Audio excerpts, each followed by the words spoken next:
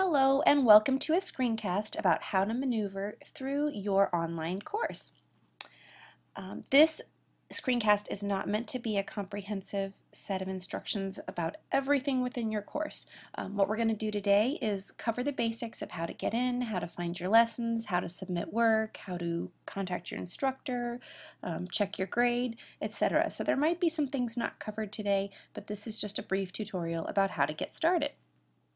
As always, if you have any questions later on, please feel free to contact your instructor. We're here to help you be successful.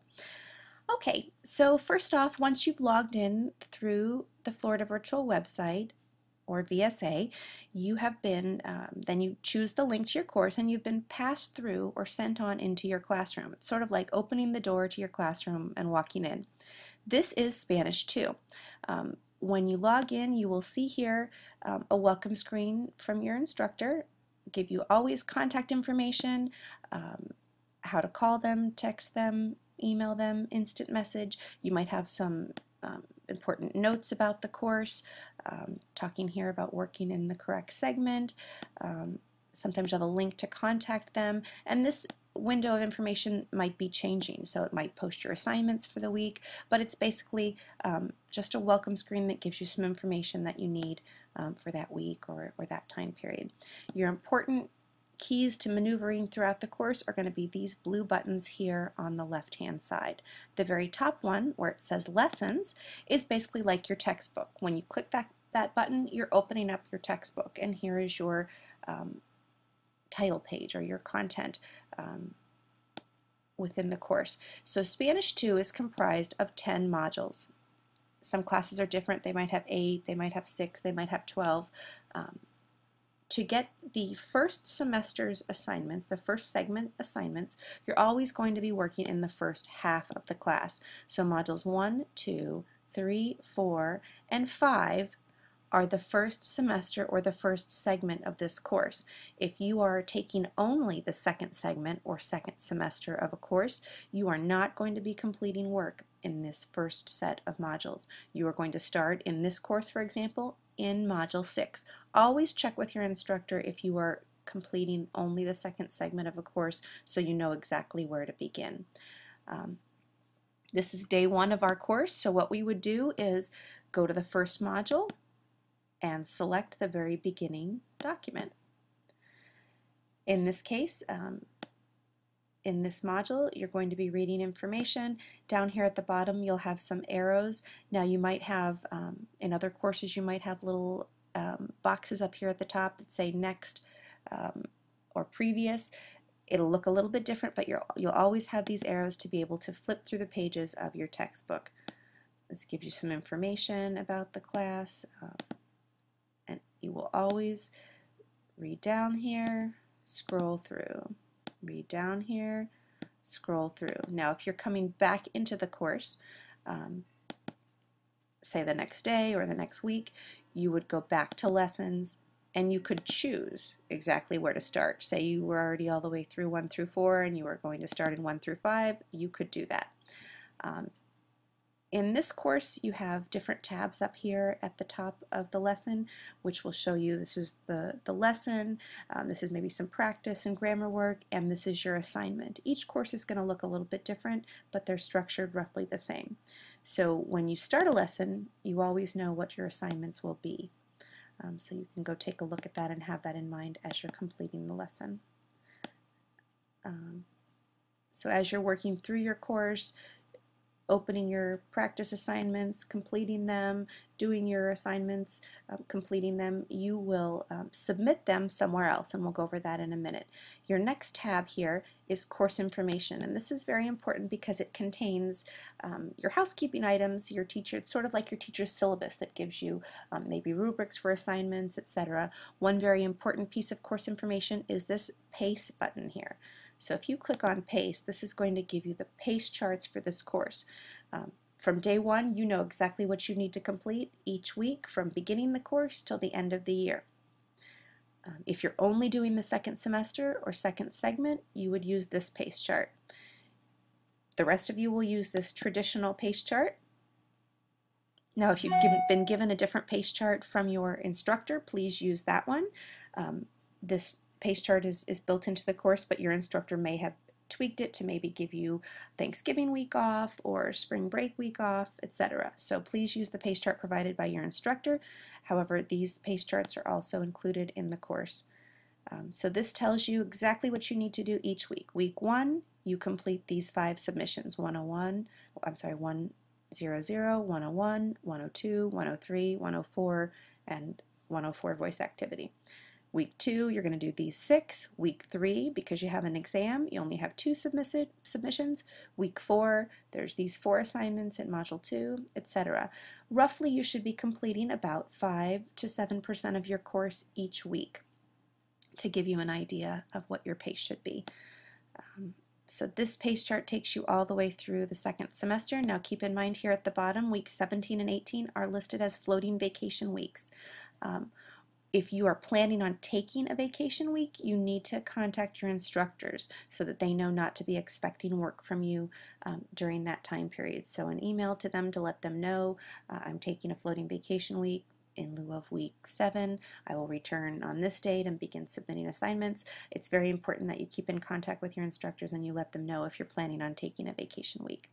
So this is the work that you need to complete all the way through the segment exam, which is here. And you'll notice here that segment 2 starts over again week 1. So this is semester 2, which we would begin in January.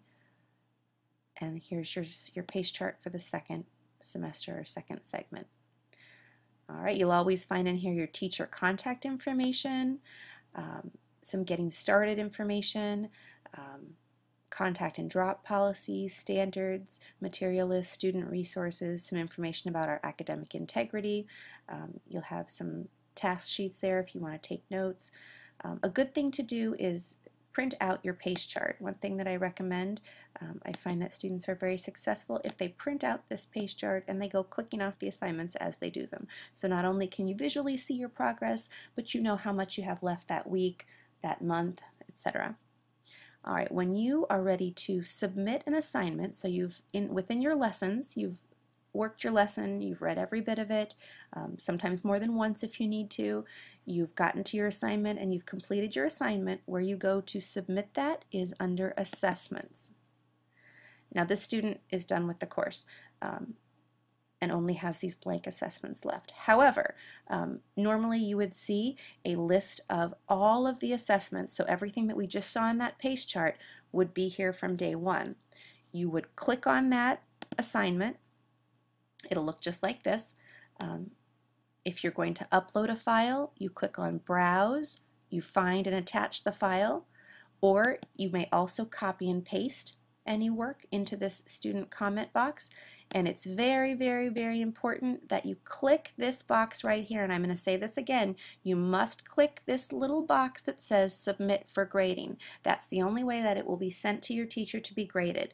If you submit something without clicking that box, don't panic. You can always go back in and resubmit it, but it won't alert your teacher that you've completed the assignment, and he or she won't know to grade it.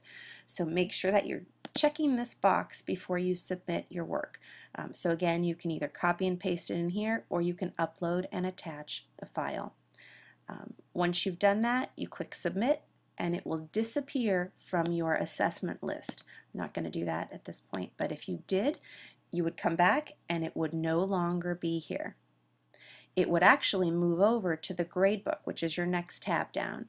So when you click on gradebook, a list of all of your assignments show up here, how many points were available, how many points you received, and the date that you submitted it and the time. So this student, you can see, is almost done. There's one, when it says like this submitted, looks like that still needs to be graded. So when it says submitted, that's something that is waiting for your teacher to grade it. After they grade it, your final score will appear there. So this is what your gradebook will look like as you move on into the semester.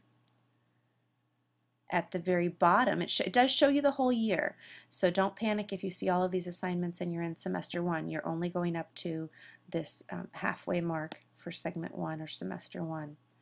At the very bottom, it will tell you your overall points. So far for semester 2 or segment 2, the student has completed 47 out of the 49 assignments, which means that they are 96% complete or 95.91% complete. And their grade is right here under total percentage. And so the grade for this student right now is a 92. They are 95% complete with the course, or rounding up to 96, and their grade is a 92. It tells you your total points earned, and it also tells you that for segment 1. So this student for segment 1 received a 93, earned 1,666 and a half almost points, and for segment 2 they are almost complete there with just these last 2 assignments to submit, which are blank assignments. So this is what your gradebook will look like. This next tab here is for you to contact your instructor. You also read emails from your instructor, very important. I recommend the first thing you do every day when you log in is to check and see if you have any messages from your instructor. They will also sometimes send you grade information. So if you submit an assignment and they have some feedback that it's important that you see right away, it will probably be sent to your email box. Not everything, but some things. Some courses have discussion posts that you need to make as part of your course, and you will find these discussion groups or these forums under the tab discussion groups. So for example, in Spanish we have voice activities that we submit, and those are listed under discussion groups. To do that, you're going to click on the post. You'll see all the other students' posts. Usually the top one will be from the instructor, and all these underneath will be from other students. You also can post a new message here, or you can open a message, read it, and respond to it. So sometimes assignments will ask you not only to post your own, but also to respond to another student's post, which you would do here, and you would click reply, and then you would get a box that would pop up and you can type your message. That was great, I agree. Of course, that really wouldn't be a substantive message to post. However, this is just giving you an example, so that probably wouldn't be a good thing to post. We'd want you to give a little bit more substantial feedback. All right, the chat room is a feature that you probably won't use a whole lot. I'm not going to get into the rest of these buttons because there are a lot of housekeeping items. However, one that's important for you to know is other courses. I don't think the student has any other courses active. Yeah. Oh, there is one. So if you have other active courses, you click on other courses and you can switch between your classes. So now you can go into your algebra class. So you're closing your Spanish book and opening up your algebra book by doing that. And if you want to go back, other courses, go back in. So it's as easy as that as switching between classes. So just to refresh, your lessons is where your textbook is, all of your assignments. Course information has your pace chart and some other housekeeping items. Assessments is where you go to submit your assignments, and your gradebook is where you go to check your grade that you've received on specific assignments as well as the whole semester. Email is to be used to read your emails from your instructor and also send emails to your instructor. You also can just click on their name here and send an email to us that way. That's probably the easiest way. Wherever you are at any point within the course, if you just click on our name up there at the top, you can send us a contact information, you can access our contact information and send us an email. And this discussion group post is used in some courses to post discussion groups. Okay, so that is a basic getting started tutorial about how to maneuver through your course. Welcome to your classroom, and I wish you the best success throughout the year.